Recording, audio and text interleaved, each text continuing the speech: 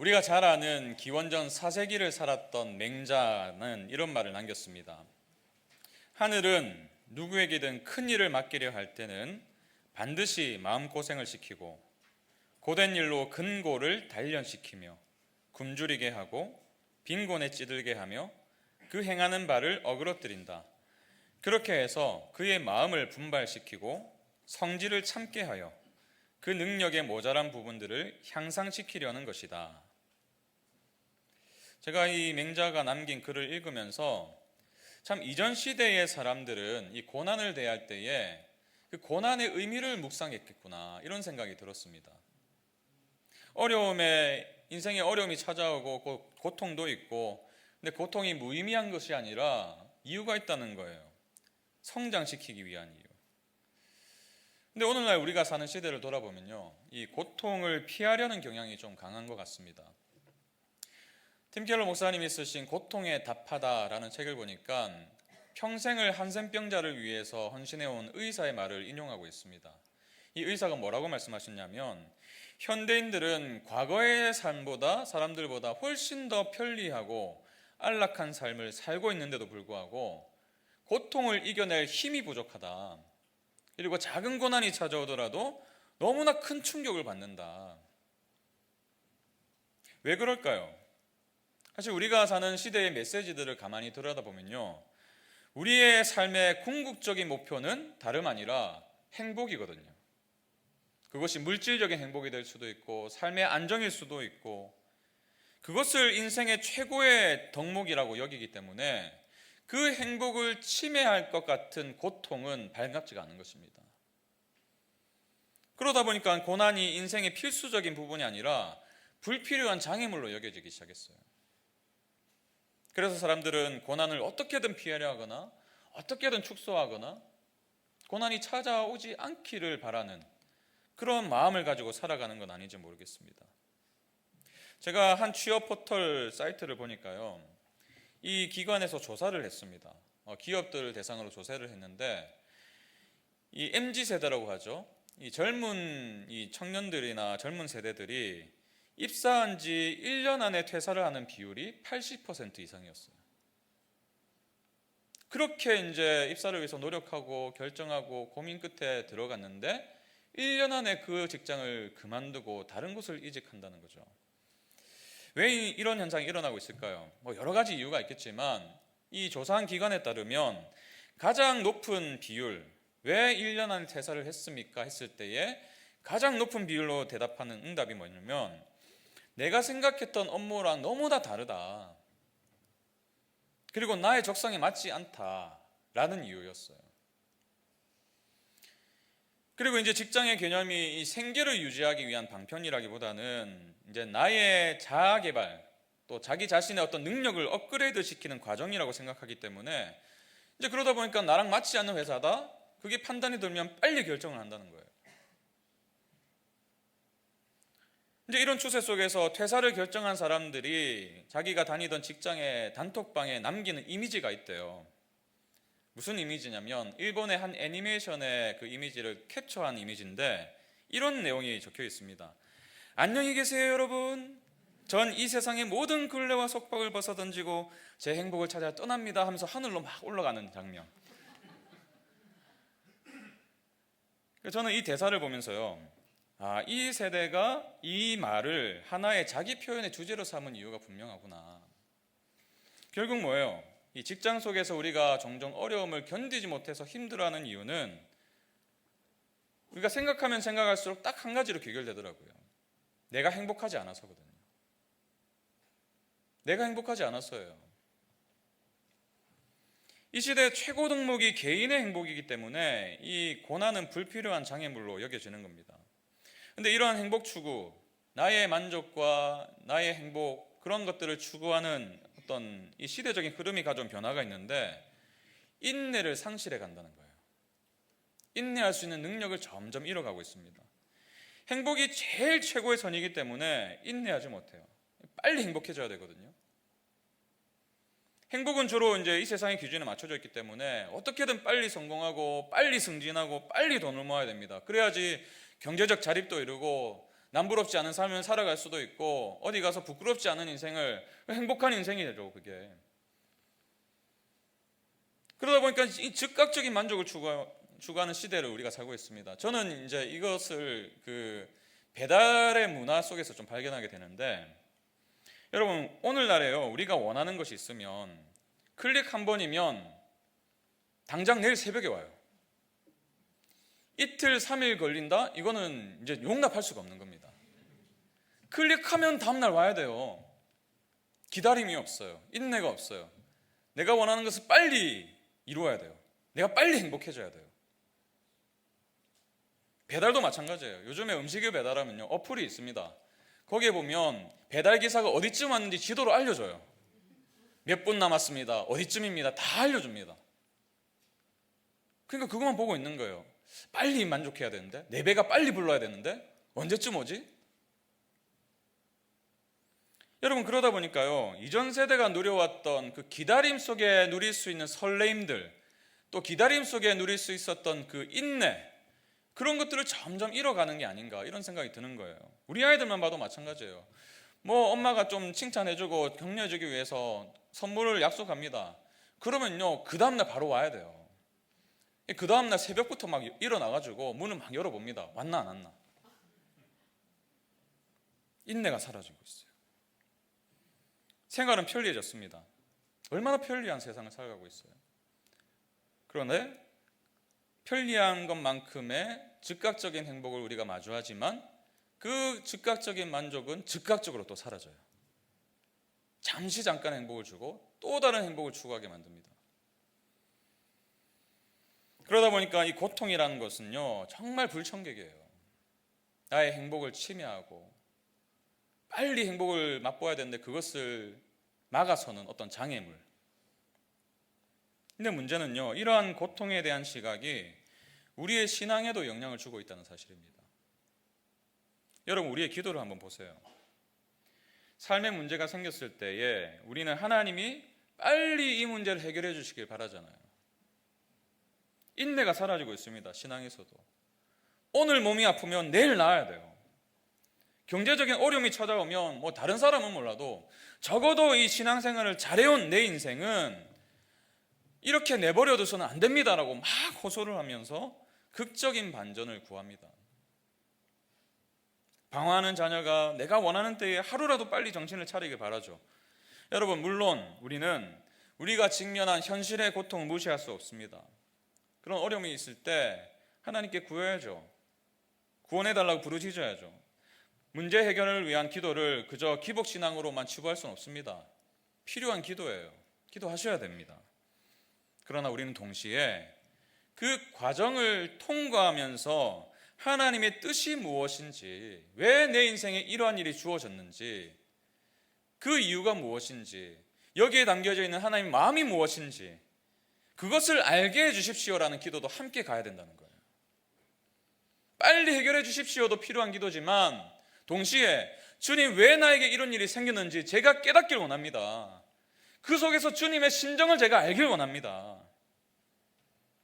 근데 우리는 이런 기도는 간과한 채 빠르게 문제 해결을 받기만 원하는 거죠. 하나님이 이 문제 속에서 정말 내가 알길 원하는 게 무엇인지, 나의 어떤 부분이 좀 성숙해지길 바라시는 건지, 나의 모난 부분이 어떤 부분이 좀 깎여 나가길 원하시는 건지 거기에는 관심을 두지 않아요. 그러니까 빨리 실망해요. 뭐 기도 며칠 하다가 금방 실망합니다. 하나님 역시 내 기도 안 들어주신다. 기도에 응답하지 않는 하나님, 내가 필요할 때 능력을 베푸지 않는 무기력한 하나님, 그런 하나님을 왜 우리가 믿고 따라야 된다는 거예요? 여러분 우리는 빠른 문제 해결이라는 그런 빠른 결말을 원하는데요, 우리의 삶은 사실 그런 식으로 흘러가지 않습니다. 오히려 우리는 지루하고 또 고통스럽고 그런 과정의 연속으로 우리의 삶을 마주할 때가 훨씬 더 많아요. 그래서 성경도 이렇게 말씀하지 않습니까? 베드로전서 4장 12절 보세요. 사랑하는 여러분, 여러분을 시험하려고 시험의 불길이 여러분 가운데 일어나더라도 무슨 이상한 일이나 생긴 것처럼 놀라지 마십시오. 우리는 고통을 너무 싫어하는데요, 어떻게든 고통을 피하고 싶어 하는데 성경은 고통이 이상한 일이 아니래요. 당연한 거래요. 우리는 예수님을 믿으면 그야말로 우리가 바라던 어떤 고통이 없는 삶, 그야말로 막 일사천리로 막 잘 풀리는 인생, 형통한 인생, 이것을 바라지만 성경은요, 우리가 천국에 도달하는 그 가는 길의 여정을 절대로 간과하지 않습니다. 오히려 그 길고 긴 여정 속에서 우리가 인내를 배우고 하나님을 향한 신뢰가 깊어져 가고 그리스도의 장성한 분량이 충만한 데까지 이르기를 가르치고 계세요. 여러분, 그래요. 성경은 빠른 결말보다 우리의 과정을 이야기하고 있습니다. 고통이 없는 영광이 아니라 고통을 통과한 영광을 말하고 있어요. 여러분, 우리가 잘 아는 나오미의 인생만 봐도 그렇잖아요. 나오미는 남편을 잃었어요. 아들 둘을 다 잃었습니다. 저는 어머님을 먼저 떠나보낸 경험이 있어서 사랑하는 사람을 먼저 떠나보낸 그 아픔이 무엇인지 알고 있습니다. 근데 아직까지 자녀를 잃은 슬픔은 잘 몰라요. 그래서 나오미의 이 심정을 제가 잘 이해할 수는 없을 것입니다. 근데 얼마나 힘들었던지 이 나오미의 이름이 기쁨이란 뜻인데 자기 이름을 개명하기 원했어요. 마라로. 고통, 쓴. 근데 나오미의 인생이 극적으로 회복되었을까요? 그가 그 고통을 당했을 때 주님께 엎드렸더니 바로 다음날 회복되었더라. 그런 내용이 없어요. 룻기를 보시면요, 1장에 나타난 그 고통이 4장까지 이어집니다. 그리고 그 모든 과정을 어떻게 회복해 가는지를 하나님은 낱낱이 기록해 두셨어요. 욥기도 마찬가지죠. 욥기 1장에 엄청난 일이 일어나죠. 제가 만약에 욥이었다면 어떻게 살아갈 수 있을까 싶을 정도로 한순간에 모든 재산을 다 잃고 모든 자녀를 다 잃고 자기 몸에 병이 생기고 아내는 저주를 퍼붓고 그 고통 속에 어떻게 살아갈 수 있다는 거예요. 근데 그때 욥이 믿음의 고백을 했죠.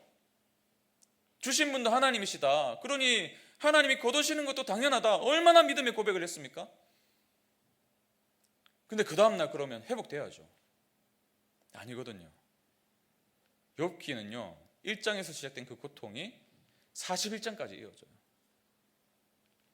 그 모든 지루한 과정을 통과한 끝에 욥은 비로소 이렇게 고백합니다. 욥기 42장 5절. 내가 주께 대하여 귀로 듣기만 하였사오나 이제는 눈으로 주를 배웁나이다.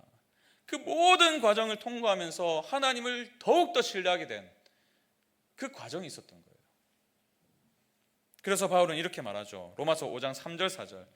다만 이뿐 아니라 우리가 환난 중에도 즐거워하나니 이는 환난은 인내를, 인내는 연단을, 연단은 소망을 이루는 줄 알미로다. 여러분, 이것이 바울의 고백이 되어서만은 안 됩니다. 예수를 믿는 우리 모두의 고백이 되어야 될 줄 믿습니다. 그리고 이 똑같은 원리를 우리는 오늘 이스라엘의 삶을 통해서 보게 되는 거예요. 오늘 주신 본문을 통해서도 똑같은 원리를 보게 되는 거예요. 하나님은 고난이라는 인생의 광야를 통해서 우리의 믿음이 성숙해지길 바라십니다. 우리가 더 자라나길 원하세요. 그 과정 속에서 우리의 삶을 하나님을 절대적으로 신뢰하면서 더 깊은 신뢰로 나아가길 원하신다는 것입니다. 여러분, 오늘 본문을 보시면요, 홍해의 기적을 경험한 이스라엘 백성들이 이제는 처음으로 겪는 고통, 그 홍해 사건 이후로 처음 겪는 고통을 말하고 있어요. 22절 24절 보세요. 모세가 홍해에서 이스라엘을 인도하며 그들이 나와서 수르 광야로 들어가서 거기서 사흘 길을 걸었으나 물을 얻지 못하고 마라에 이르렀더니 그곳 물이 써서 마시지 못하겠으므로 그 이름을 마라라 하였더라. 백성이 모세에게 원망하여 이르되 우리가 무엇을 마실까 하며 마라. 여러분, 여기서 마라라는 단어는요, 마라탕 할 때 마라가 아니에요. 오해하지 마십시오. 여기서 마라는 히브리어로 쓰다라는 뜻이에요. 얼마나 물이 썼던지 그 이름을 붙여버린 거예요. 쓰다, 너무 쓰다 물이. 여러분, 근데 이스라엘이 마주한 이 쓴 물은요, 단순히 맛의 문제가 아니었어요. 그들이 직면한 고통의 현실을 의미하기도 합니다. 불과 며칠 전 생각해 보세요. 홍해가 갈라지는 놀라운 기적을 경험했습니다. 역사상 이제는 다시 있지 않을 그 놀라운 사건을 경험했어요. 바로의 군대가 물에 빠져 죽는 것을 목격했고요, 하나님의 놀라운 구원을 체험했습니다. 그 지난주에 살펴본 대로 출애굽기 15장 1절에서 21절 그 체험을 했으니 마땅히 찬양이 나오죠. 그들이 어떻게 승리의 노래를 불렀습니까? 15장 2절 보세요. 여호와는 나의 힘이요 노래시며 나의 구원이시로다. 할렐루야. 그는 나의 하나님이시니 내가 그를 찬송할 것이요 내 아버지의 하나님이시니 내가 그를 높이리로다. 이 얼마나 영광스러운 순간입니까? 이러한 기쁨이 만약에 천국의 기쁨이라면 이 천국에서는 이런 기쁨이 영원히 넘치는 것이 아닐까. 근데 이상해요. 하나님은 그 놀라운 구원의 경험을 뒤로하고 그들로 하여금 그 영광스러운 자리를 떠나게 하십니다. 22절 보십시오. 모세가 홍해에서 이스라엘을 인도하며 그들이 나와서 수르 광야로 들어가서 거기서 사흘길을 걸었으나 물을 얻지 못하고. 이 모세가 홍해에서 이스라엘을 인도하며 이 단어를 보니까요 떠나게 했다는 뜻이에요. 그 홍해의 자리에서 떠나게 하며. 여러분 생각해 보십시오. 그렇게 놀라운 구원을 베푸신 하나님이시라면 아니 바로 가나안으로 인도하셔야 마땅한 것 아니겠냐고요. 그 구원의 은혜를 이어서 놀라운 영광을 보게 하셔야 마땅한 게 아닙니까? 출애굽기가 이 책의 제목이라면요 출애굽을 한 직후에 이 책이 끝나야만 마땅한 건 아니겠냐고요. 출애굽했잖아요. 근데 왜 계속 이어지냐고요. 근데 여러분 사실 진정한 출애굽기는 오늘 본문에서부터 시작되는 거예요. 이들의 출애굽은 단순히 애굽을 떠나는 장소의 이동이 목적이 아니었습니다. 하나님께서 이들을 구원하신 목적은요 노예 생활로부터 벗어나게 하기 위함도 있지만 그것이 끝이 아니었어요. 궁극적인 목표가 아니었습니다. 출애굽기의 진정한 목표는 이스라엘의 성숙이었어요. 우리로 치면 칭의의 놀라운 구원의 은혜를 맛본 뒤에 천국으로 바로 데려가지 않으시는 이유, 왜 우리를 이 땅에 남겨두시는가? 성화를 이루어가길 원하시기 때문이에요. 주님의 거룩함을 닮아가고 주님의 뜻에 순종하는 그 신뢰를 더 깊이 나아가고. 여러분 이것이 사실 우리의 신앙의 여정인 것입니다. 우리 모두는 예수님을 믿고 주라 시인하고 그 놀라운 복음의 은혜를 맛본 사람들이에요. 예수님으로 인해서 죽음에서 생명으로 건진받은 인생들입니다. 그러나 우리는 여전히 이 땅을 살아가고 있어요. 이 땅에 남겨진 채로 살아가게 됩니다. 하나님은 우리를 구원받은 즉시 천국에 데려가지 않으세요. 우리로 하여금 광야와 같은 인생을 살게 하세요. 왜 그럴까요? 우리를 하나님 나라의 백성답게 준비시키기 위함입니다. 우리가 가진 믿음의 실체는요 사실 홍해 바닷가에서 드러나지 않습니다. 거기서는요 누구든지 찬양할 수 있어요. 그 영광스러운 그 장소에서는요 누구든지 하나님을 믿는다 고백하고 할렐루야 외칠 수 있습니다. 누구든지요. 그러나 고난을 마주하게 되면, 광야를 접하게 되면 거기서 우리의 진짜가 드러나요. 뜨거운 광야길을 걸으면서 갈증을 느낄 때, 기대했던 오아시스로 막 달려갔는데 마라의 쓴물일 때, 그때 나오는 반응이 사실 진짜 우리의 모습인 거예요. 여러분, 뜨거운 간격으로 홍해 바닷가에서 하나님을 찬양했던 이스라엘의 실체가 무엇이었습니까? 24절 보세요. 백성이 모세에게 원망하여 이르되 우리가 무엇을 마실까 하며. 백성이 모세에게 원망하여 이르되. 여러분, 근데 이 모습이 낯설지가 않은 거예요. 저와 여러분의 실체는 하나님을 향한 구원의 기쁨으로 그 감격으로 찬양하고 예수는 주 예수는 주 노래한 이 예배당에서 드러나지 않습니다. 여러분들 주일마다 다 가면 쓰고 오시잖아요. 저도 여기 거룩한 척 서 있지만 가면을 어느 정도 쓰고 오거든요. 그러니까요, 교회 오면요, 우리 교회 오면요, 새 가족들이 다 한결같아요. 교회가 너무 따뜻해 보여요. 당연하죠. 예배당에서는 우리의 실체를 드러내지 않거든요. 어디서 드러나요? 집에 가면 드러나요. 홍해를 떠나면 드러나요. 광야길을 걸어가면 드러나요. 여러분, 우리는 가정에서요, 우리가 얼마나 인내가 부족한 사람인지를 깨닫게 됩니다. 얼마나 사랑이 없는 사인지를, 얼마나 믿음이 부족한 자인지를 직면하게 돼요. 조금만 어려움이 오면 어떻게든 빨리 이 고난을 해결하고 빨리 지나갔으면 하고, 그래서 이제 백성이 원망하여 이르되로 반응하게 되고. 여러분, 부부관계 생각해 보세요. 사실 우리는 뭐 누가 건드리지만 않으면 뭐 성자예요, 성자. 그렇지 않습니까? 옆에 분 얼굴 한번 보세요. 얼마나 성자같이 생겼어요? 그렇게 보이십니까? 그렇게 선하고 배려심이 많고, 막 권사님들 말씀하시는 거 보면 너무 따뜻하고. 집에 가면요, 작은 일에 마음이 상해요. 언성이 높아지고 싸우게 되고, 그러다 보니까 내가 이 인간이랑 왜 결혼했나 이런 생각도 들고. 그게 우리의 실체예요. 부족함. 자녀를 키우면서도요, 우리가 얼마나 한계투성이인지를 발견하게 되잖아요. 우리의 욕심이 앞서서 그 기준으로 자녀를 평가할 때가 얼마나 많습니까? 늘 우리는 교회 예배당에 오면은 주님, 우리 자녀는 내 것이 아니라 하나님의 것입니다. 하나님의 자녀입니다 라고 고백은 하는데, 집에 가면 내 자녀예요. 다시 내 거예요. 내 거. 자녀들이 30이 되고 40이 됐는데도 여전히 내 거예요. 자녀들이 내가 다 통제하려고 하고. 마라의 쓴물이에요. 마라의 쓴물. 여러분, 그렇기 때문에 이 마라의 쓴물은요, 어떻게 보면 우리의 삶을 정확하게 진단해 주시는 하나님의 진료실과도 같은 거예요. 고난이 없으면 우리가 직면하지 못합니다.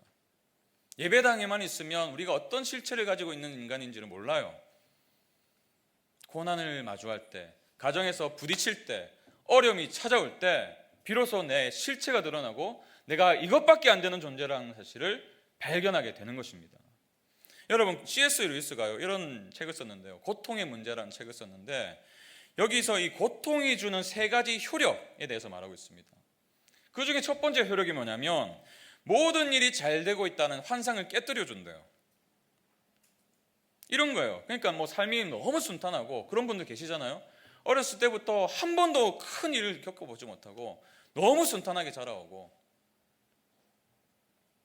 그러다 보면요, 우리의 본성은 하나님을 인식하지 못한 채 살아갈 수 있어요. 다 잘 되니까 뭐 하나님께 왜 무릎 꿇습니까? 다 잘 되는데. 왜 엎드려요? 다 잘 되는데.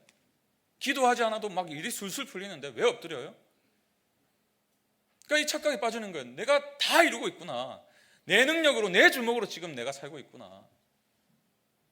근데 그 환상이 깨지는 순간이 언제예요? 고난을 마주할 때, 마라의 쓴물을 맛볼 때, 그때 자각하게 되는 거예요.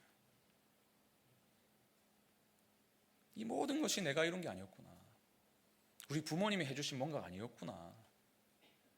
하나님의 은혜였구나. 여러분, 저는 이 사실을 모세의 인생을 통해서 좀 보게 돼요. 오늘 본문의 상황을 보시면요, 모세도 똑같은 고통을 겪고 왔습니다. 생각해 보세요. 모세라고 뭐 전용 특별 차를 타고 막 다녔습니까? 아니잖아요. 똑같이 광야를 경험했어요. 근데요, 나이가 80이었어요. 그 노년의 나이에 그 뜨거운 사막의 바람을 맞았다 생각해 보세요. 그 목이 타들어가는 갈증을 그도 느꼈어요. 그는 뭐 신이 아니잖아요. 하나님이 아니잖아요. 특히 수많은 백성을 이끌면서 마라를 발견했을 때 뭐 백성들보다 더 큰 기쁨이 있었을 것입니다. 그 더 큰 기쁨이 있었기 때문에 그 쓴물을 맛봤을 때 더 크게 절망했을 거예요. 백성들의 원망 소리가 들리죠. 그의 마음을 얼마나 짓눌렀을까요? 충분히 하나님을 원망할 수 있었고, 충분히 낙심할 수 있었고, 충분히 좌절할 수 있는 그 상황 속에서 모세는 다르게 반응을 했어요. 25절 보십시오. 모세가 여호와께 부르짖었더니 여호와께서 그에게 한 나무를 가리키시니 그가 물에 던지니 물이 달게 되었더라. 모세가 여호와께 부르짖었어요. 똑같은 상황 속에서 원망하기보다는 부르짖었어요. 하나님을 신뢰했어요. 그분을 의지했어요. 어떻게 이렇게 반응할 수 있었을까요? 사실 그의 삶을 쭉 돌아보면요, 처음부터 이 모세가 이렇게 성숙한 사람이 아니었어요. 과정이 있었어요. 그는 하나님의 은혜로 바로의 딸에게 입양이 되었어요. 40년을 왕자로 살았습니다. 누릴 것 다 누리면서 살았어요. 그러다 보니까 착각했어요. 아무 문제 없으니까 인생에 다 내가 잘해서 그렇구나. 그러니까 이 히브리 민족이 막 애굽 사람한테 맞고 있으니까 자기 의가 앞세워가지고 그를 쳐 죽였잖아요. 땅에 파묻어 버렸어요. 들켜가지고 살인자로 낙인이 찍히고 지명 수배자가 되어가지고 40년이라는 긴 세월을 광야 속에서 양이나 치고 있었잖아요. 하루하루가 얼마나 고통스러웠을까요? 하루하루가 아마 마라였을 거예요. 그 쓴물, 옛날의 영광을 떠올리기도 하고, 그러니까 지금의 현실이 더 비참해 보이기도 하고. 근데 그 모든 고통의 순간들이 사실은 그를 단련시킨 과정이었어요. 하나님께 부름받았죠. 그리고 첫 대면, 바로와의 첫 대면에서 실패하죠. 하나님의 말씀에 순종했는데 돌아온 것은 이스라엘의 더 가혹한 노역을 시키는 바로의 명령이었어요. 이스라엘 백성들이 원망했죠. 그럼에도 불구하고 다시 일어설 수 있었어요. 다시 하나님의 말씀대로 순종할 수 있었어요. 10가지 재앙의 과정을 쭉 보세요. 하나님의 능력을 의지해서 선포하고 하나님의 능력대로 기적을 일으켰는데 바로가 돌이키지 않아요. 어떤 면에서는 실패예요. 고통이에요. 고난이에요. 그 과정이. 그러나 그 고통에 굴복하지 않았어요. 일어섰어요. 다시 나아갔어요. 두 번째 재앙으로, 세 번째 재앙으로, 네 번째 재앙으로. 어떻게 이렇게 모세가 하나님을 신뢰하는 믿음을 가질 수 있게 되었을까요? 고난이 있었기 때문이에요. 그의 인생에 고통스러운 순간들이 있었기 때문입니다. 그 고난의 과정 속에서 하나님이 그를 연단시키시고 빚어가 주신 거예요. 감당할 수 있도록. 그러다 보니 이 말씀에 순종했을 때에 또 하나님의 영광을 보게 되다 보니 더 신뢰하게 되고 더 의지하게 되고, 그러니까 똑같은 광야길을 사흘이나 걸었고 마라의 쓴물을 마주했음에도 불구하고 하나님을 향해 원망하지 않고 하나님께 엎드렸던 거예요. 이번에도 신뢰했던 겁니다. 여러분, 이것이 사실 이 광야길을 통과하는 이스라엘에게 하나님이 바라셨던 거예요.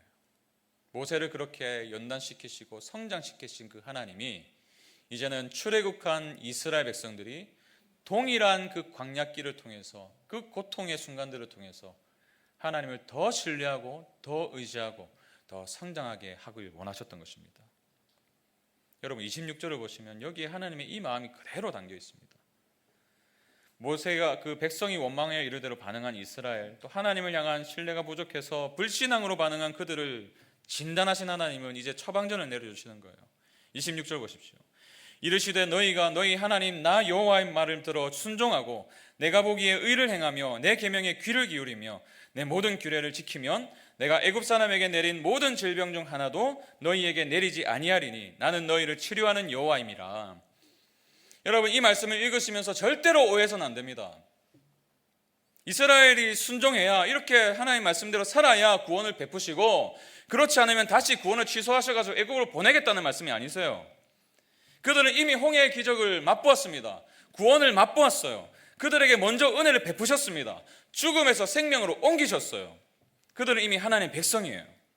그래서 그들이 하나님의 백성답게 살기 위해서, 그리고 그럴 때만 진정한 기쁨과 만족을 누릴 수 있다는 사실을 알게 하시기 위해서 그들을 위하여 법도와 율례를 정해주신 거예요. 건강이 악화된 사람에게 어떻게 살아야 건강하게 되는지, 어떻게 살아야 건강이 회복되는지를 지금 말씀해 주시고 계신 거예요. 그래서 하나님은 자신을 치료하는 여호와라고 소개하세요.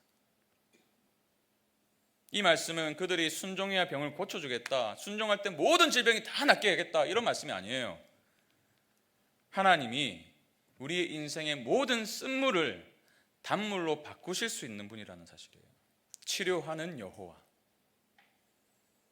그러니 무슨 일을 만나든지 어떤 마라의 쓴물을 만나든지 실망하지 말고 나를 신뢰하거라. 나를 의지하거라.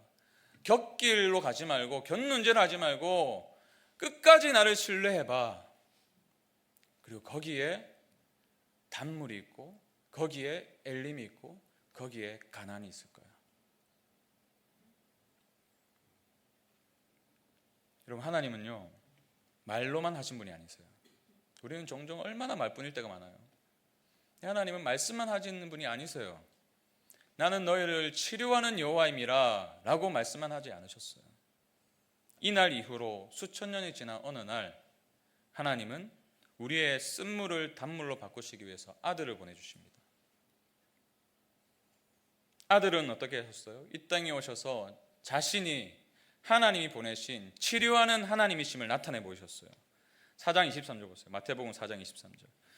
예수께서 온 갈릴리에 두루다니사 그들의 회당에서 가르치시며 천국 복음을 전파하시며 백성 중에 모든 병과 모든 약한 것을 고치시니, 이 모든 이적은 궁극적인 치료를 위한 표징이었어요.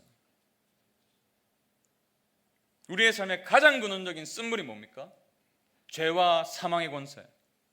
그것을 생명수로 바꿔주시기 위해서 예수님은 모세가 나무를, 여호와께서 가리키신 그 나무를 던졌을 때에 쓴물이 단물이 된 것처럼 예수님은 직접 나무에 달리셔서 자신의 몸을 우리의 인생의 쓴물에 던지셨어요. 그리고 그 모든 인생의 쓴물을 단물로 바꾸신 줄로 믿습니다. 우리의 삶의 근원적인 문제를 완전히 해결해 주신 거예요. 진정한 치료가 십자가를 통해서 우리에게 일어난 것입니다. 여러분, 그렇기 때문에 우리는 마라를 마주하더라도 엘림을 기대할 수 있는 거예요. 가나안을 기대할 수 있는 거예요. 그 소망으로 오늘의 마라를 넘어갈 수 있는 겁니다. 이겨낼 수 있는 거예요. 조금 더 견뎌볼 수 있는 거예요. 인내할 수 있는 겁니다. 왜요? 주님이 이미 십자가에서 우리의 모든 인생의 쓴물을 단물로 바꾸어 주셨기 때문에. 여러분, 우리는 또 다른 마라의 쓴물을 마주하게 될 것입니다. 그러나 그때에 바라봐야 될 분 누굽니까? 십자가를 지시고 그 나무를 쓴물에 던지신 그분을 바라보시기 바랍니다. 그분을 신뢰할 때 우리는 원망 대신에 그 마라 앞에서 하나님께 부르짖을 수가 있는 거예요. 그분을 신뢰하면서, 그러면서 우리는 우리의 믿음이 자라감을 경험하게 되는 것입니다. 여러분, 기억하십시오. 우리 가정의 쓴물은요, 내가 달게 하지 못해요. 내가 바꿀 수 없습니다. 나의 어떠한 것으로도 우리 가정을 회복시킬 수 없어요. 부부관계도 회복시킬 수 없습니다. 부부관계 어려움은요, 하나님이 가리키신 그 나무가 있어야 회복돼요. 그 십자가, 그 쓴물에 던져질 때에 비로소 치료하는 여호와 하나님을 경험하게 될 수 있는 거예요. 하나님은 그 과정 속에서 나를 변화시키실 것입니다. 나를 성장케 하실 거예요. 그분이 십자가가 나의 인생의 쓴물에 던져졌다는 사실을 믿고, 그리고 단물로 바꾸셨다는 것을 믿고 나아갈 때에 내가 변화되는 거예요. 인내할 수 있는 거예요. 변화의 과정 속에서 상대방을 향한 원망 대신에 하나님께 부르짖게 하시는 거예요. 십자가를 붙들게 하시는 것입니다. 하나님의 뜻을 행하게 하시는 거예요. 자녀의 문제도 마찬가지입니다. 여러분이 알고 있는 여러 가지 자녀를 위한 유익한 길요, 그것보다는 먼저 십자가가 던져져야 돼요. 자녀의 인생에 십자가가 던져져야 됩니다. 그러려면 여러분이 먼저 하나님께 그분을 신뢰하며 무릎 꿇고 부르짖어야 돼요. 경제적인 어려움도 마찬가지고, 직장생활을 하면서 겪는 여러 가지 관계의 어려움도 마찬가지고, 우리의 삶에 있어서 마주칠 수밖에 없는 수많은 마라의 쓴물 앞에서 우리는 하나님을 향한 신뢰를 그렇게 배워가는 겁니다. 이런 면에서 우리의 고난은 의미 없이 지나가는 아픔이 아니에요. 피해야 될 어떤 방해물이 아닙니다. 우리의 행복을 송두리째 빼앗아가는 무언가도 아니에요. 오히려 우리의 성숙을 위한 디딤돌인 줄로 믿습니다. 때로 하나님은요, 고난을 통해서 우리에게 소리치세요.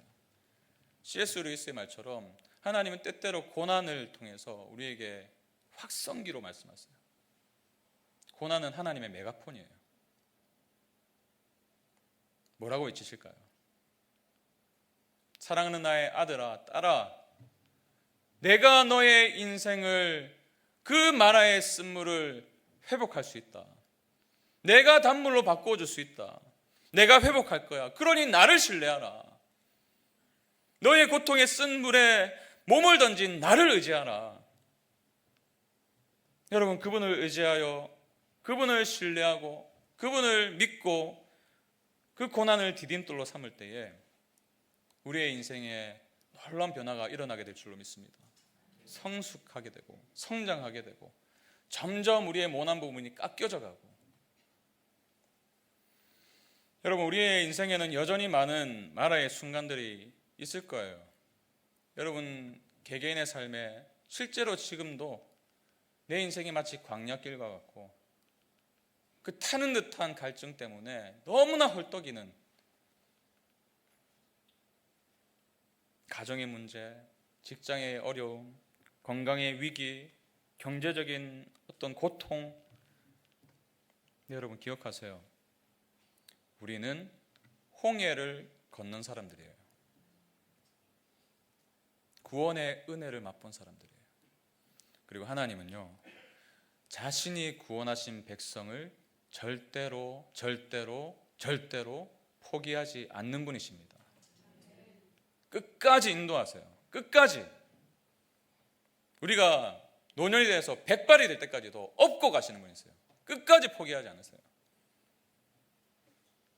여러분, 주님의 십자가 안에서 이 모든 것을 바라보시기 바랍니다. 자신의 몸을 단 나무를 쓴물에 던지신 그분을 바라보시고, 그래서 여전히 우리의 삶에 선한 뜻을 가지고 행하고 계시는 그 하나님을 믿음으로 바라보시기 바랍니다. 여러분의 마라는 무엇입니까? 여러분의 삶이 지금 당장 마라를 경험하고 있다면 그것을 가지고 하나님께 가져가세요. 다른 길로 가지 마시고 하나님께 가져가세요. 여호와께 부르짖으세요. 5분이라도 괜찮습니다. 10분이라도 좋아요. 그 과정을 통해서 주님, 저의 어떤 부분을 성장시키길 원하십니까? 주님, 이 아픔을 통해서 제가 어떤 변화를 일으키길 원하십니까? 그럴 때에 그 고통이 지난 어느 날 우리는 이 놀라운 엘림의 축복을 맞이하게 될 거예요. 출애굽기 15장 27절. 그들이 엘림에 이르니 거기에 물샘 열둘과 종려나무 70그루가 있는지라. 거기서 그들이 그 물 곁에 장막을 치니라. 여러분, 우리의 고난 끝에는 반드시 하나님의 회복이 기다리고 있습니다. 조금만 더 견디세요. 조금만 더 인내해 보세요. 하나님은 마라를 거쳐서 우리를 엘림으로 인도하고 계시는 중이세요. 그리고 그 엘림을 넘어선 영광스러운 가나안으로 마침내 우리를 이끌어 주실 것입니다. 제가 사실 오늘 설교 준비하면서 얼마나 힘들었는지 몰라요. 그래서 제가 어제 잠을 별로 못 잤어요. 저희 아내가 증인인데요, 원고가 안 써지는 거예요. 왜 안 써질까 생각해 봤더니 막 성도님들의 기도 제목이 떠오르고 막 얼굴들이 떠오르고 그 상황들이 막 떠오르니까 내가 이렇게 설교하는 게 맞나? 위로의 말씀을 전해야 되는 건 아닌가?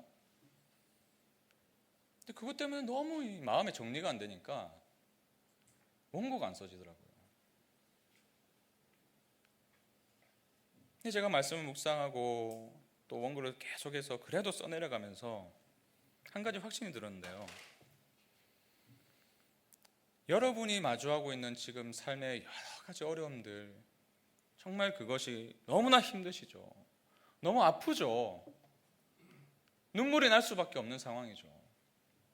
그런데 그 안에 담긴 하나님의 선하심을 발견할 때에 하나님이 여러분을 삶을 회복시키실 거라는 믿음이 있습니다. 그 확신을 가지고 오늘 담대하게 선포했어요.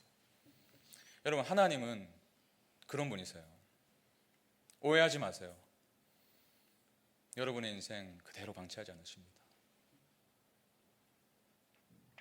그래서 야고보서 1장 2절 4절의 말씀을 정말 이 믿음 가지고 함께 한번 선포하고 설교를 마무리하고 싶었어요. 우리 함께 한번 선포해보죠. 큰 목소리로 한번 읽어봅시다. 야고보서 1장 2절 4절 시작. 내 형제들아, 너희가 여러 가지 시험을 당하거든 온전히 기쁘게 여기라. 이는 너희 믿음의 시련이 인내를 만들어내는 줄 너희가 알미라. 인내를 온전히 이루라. 이는 너희로 온전하고 구비하여 조금도 부족함이 없게 하려 함이라. 아멘. 인내를 온전히 이루라. 이는 너희로 온전하고 구비하여 조금도 부족함이 없게 하려 함이라. 여러분, 이 약속을 믿으시기 바랍니다. 하나님은 그냥 고난을 방치하시는 분이 아니세요. 그냥 허락하시는 분이 아니시고 심심해서 우리에게 아픔을 주시는 분이 절대로 아니십니다.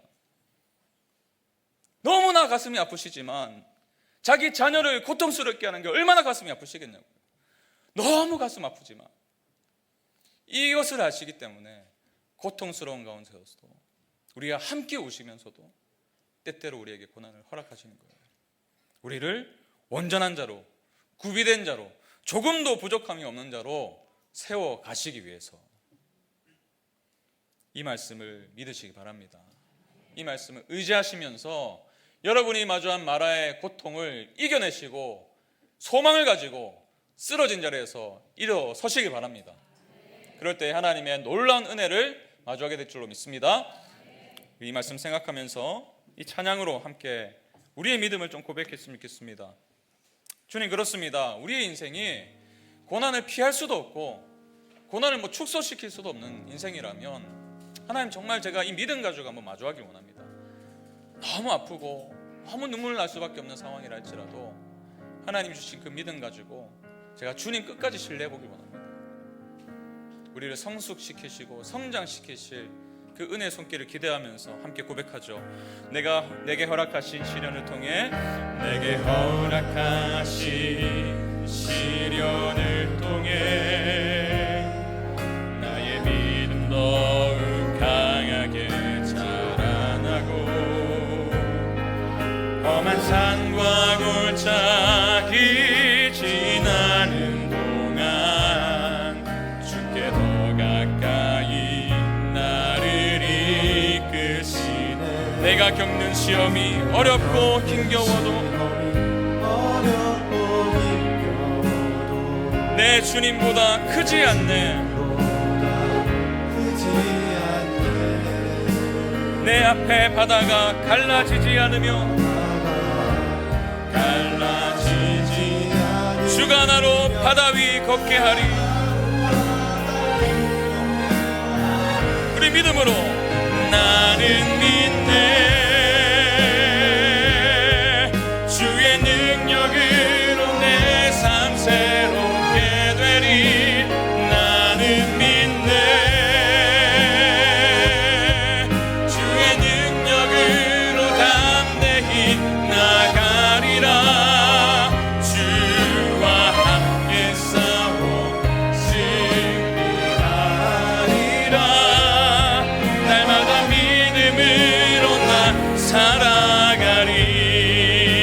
한 번 더 고백합시다. 내게 허락하신 시련을 통해, 내게 허락하신 시련. 우리의 고난은 의미 없는 시간들이 아닙니다. 우리의 믿음을 성장시키는 디딤돌입니다. 험한 산과 골짜기 지나는 동안 주께 더 가까이 나를 이끄시는, 이것이 주님의 참뜻이에요.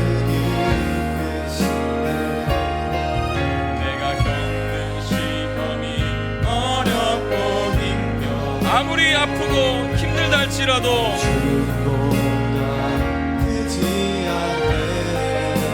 우리 믿음으로 바라봅니다. 내 앞에 바다가 갈라지지 않으며 나가 나로 바다 위 걷게 하니. 나는 믿네.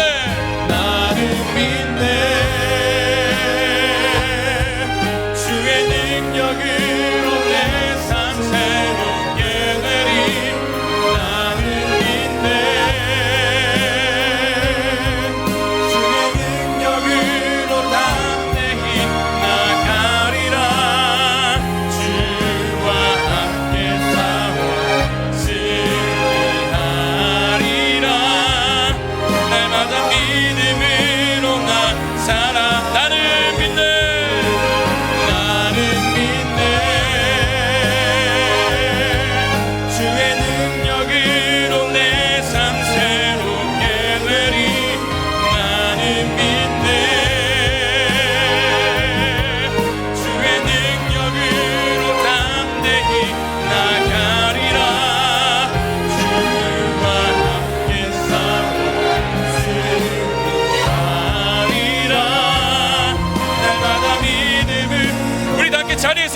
주셔서 다시 한번 나는 믿네, 나는 믿네. 주의 능력으로 내 삶 새롭게 되리, 내 삶 새롭게 되리.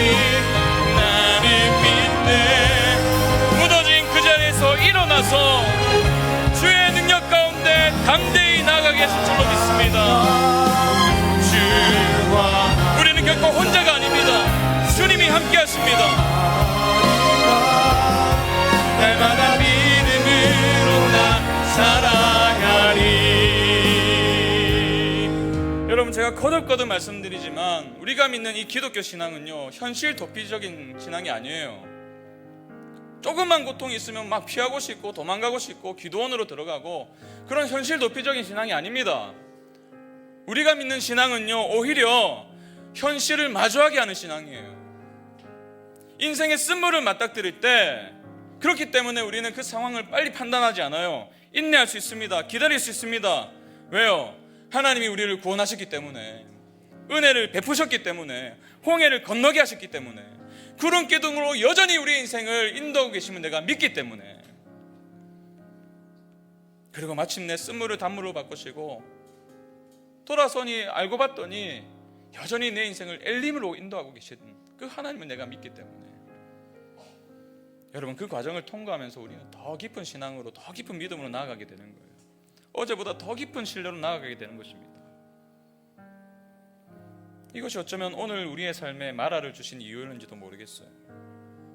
여러분, 저는 고통이 다 이유가 있다, 그럴 만한 이유가 있다, 이런 말씀을 드리는 게 아니에요. 고난이 주는 아픔들, 또 너무나 힘겨운 그 마음들, 그것을 뭐 초연하게 바라보라, 이런 말도 아닙니다. 아파요. 얼마나 아프세요, 여러분. 너무나 가슴이 찢어질 때가 많잖아요. 남몰래 눈물 흘릴 때 많지 않습니까? 아파요. 너무 아픈데 그분의 선하심을 한번 믿어보자고요. 그분을 한번 신뢰해보자고요. 여러분, 그분은 우리의 모든 고통을 체휼하신 분이세요. 우리의 고통은 나 몰라라 하시는 분이 아니시라 똑같은 인간의 몸을 입고 오셔서 우리의 모든 고통을 다 경험하신 분이세요. 그러니까 우리가 아파할 때요, 얼마나 아픈지 아세요? 우리가 눈물 흘릴 때 왜 눈물 흘리는지 아세요? 우리의 고통 중에 그분이 절대로 즐거워하지 않으십니다. 함께 울어주세요. 그럼에도 아픔을 주시는 이유는 분명하죠. 그 선하신 분이 왜 우리에게 고통을 주실까? 더 선한 목적이 있기 때문이에요. 우리의 성숙을 위함입니다. 하나님 자녀답게 살아가기 위해서 모난 곳을 깎아내고 계신 거예요. 눈물 흘리시면서요. 그래야 진정한 기쁨을 마주할 수 있기 때문에, 이 땅에서의 어떤 얄팍한 행복이 아니라 진짜 행복을 우리가 만날 수 있기 때문에. 여러분, 이렇게 기도하지 않으시겠어요? 하나님, 지금 우리가 내 삶이 마라를 걷고 있는 것 같습니다. 광야길을 걷고 있는 것 같고 마라의 쓴물을 마시는 것 같은 인생입니다. 자녀 때문에 너무 힘들고요, 경제적인 어려움 때문에 내일이 막 보이지가 않고 부부관계가 너무 힘듭니다. 주님, 그러나 한번 인내해 보겠습니다. 주님 믿고 한번 기다려 보겠습니다. 그리고 마침내 엘림으로 인도하시는 그 하나님의 선하심을 맛보길 원합니다. 주님, 우리의 인생에 은혜를 베풀어 주시옵소서. 하나님을 온전히 고난 중에도 찬양할 수 있는 인생이 될 수 있도록 우리를 빚어가 주시옵소서. 더 성숙할 수 있도록, 그리스도의 장성한 분량이 충만한 데까지 이를 수 있도록 우리를 연단시켜 주시고 단련시켜 주시고 성장시켜 주시옵소서. 우리 그렇게 우리의 삶을 내어드리며 함께 기도하시겠습니다. 아버지 하나님, 그렇습니다. 우리 모든 삶을 주님께 드립니다. 아버지 하나님, 우리 인생에 펼쳐진 수많은 고통과 어려움들, 하나님 문제들, 하나님 간과하지 않으시고, 하나님 우리 위에서 누구보다 아파하시는 하나님, 우리의 모든 고통을 체휼하시기 때문에 우리의 모든 고통의 순간순간들을 다 아시는 주님, 그렇기 때문에 우리가 주님 한번 믿어보겠습니다. 주님 한번 신뢰해보겠습니다. 기다려보겠습니다. 인내의 과정이 너무나 힘들지만, 우리는 빨리 이 고통이 지나갔으면 하지만, 그래도 주님 신뢰하며 이 고난 중에서 나에게 하시고자 하는 말씀이 무엇입니까? 나이가 어떤 부분이 변화되길 원하시는지를 하나님 확보하길 원합니다. 그래서 주님, 우리가 더욱더 성숙하고 더욱더 주님 닮아가고 주님의 일을 이루어가는 그러한 성숙한 삶으로 살아갈 수 있도록 주님 인도하여 주시옵소서. 하나님, 그럴 때에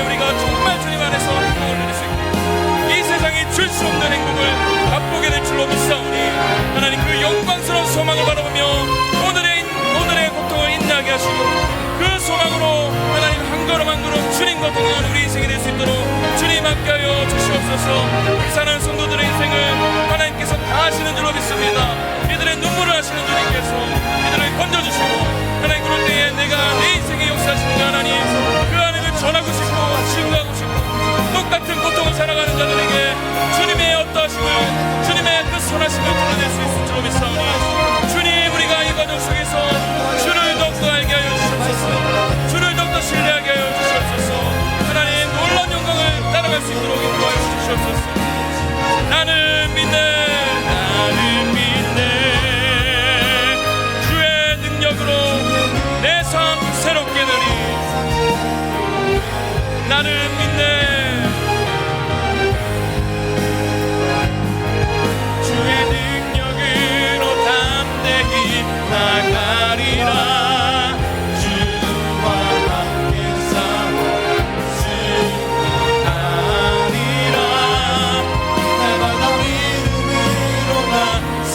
우리도 손 높이 들고 나는 믿네, 나는 믿네, 주의 능력으로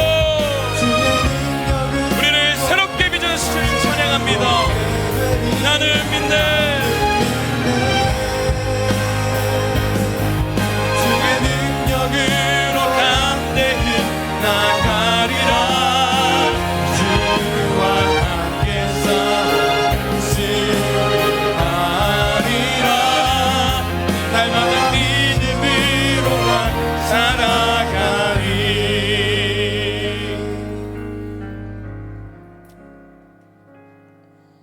주님, 우리의 인생이 때때로 너무 아픕니다.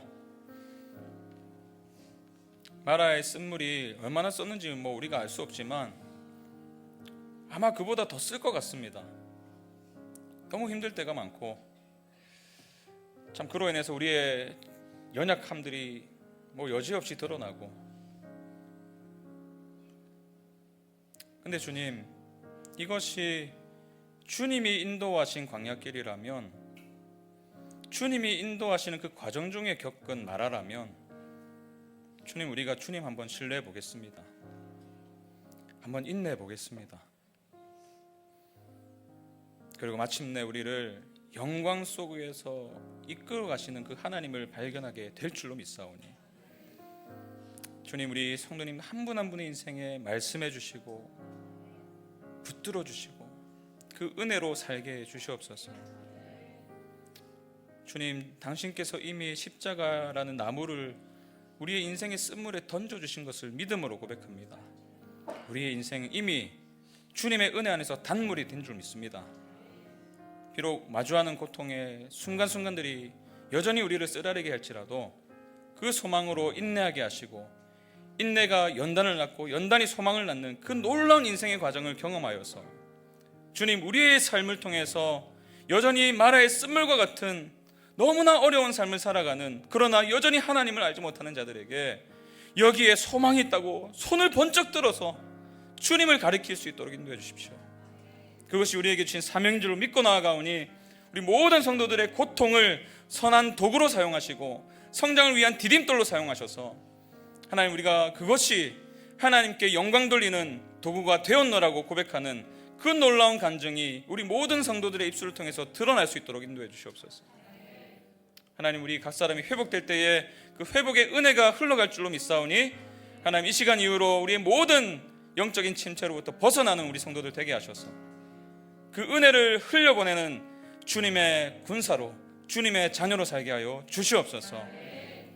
이제는 우리 주 예수 그리스도의 은혜와 하나님의 사랑과 성령 하나님의 위로하시고 충만케 하심이 오늘 이 말씀을 통해서, 비록 우리가 인생의 고통을 피할 수는 없지만, 하나님 그렇다고 해서 우리가 정말 하나님을 떠나고 또 하나님에 대한 기대를 저버리는 것이 아니라, 오히려 그 고난의 순간, 우리의 연약함이 드러나는 그 미천이 다 드러나는 그 순간에도 주님 한번 신뢰해 보겠노라고 다짐하고 그 길을 걷겠노라고 결정한 우리 모든 성도들에게, 그리고 이들의 가정과 일터 위에 이제부터 영원까지 함께 하시기를 간절히 축원하옵나이다.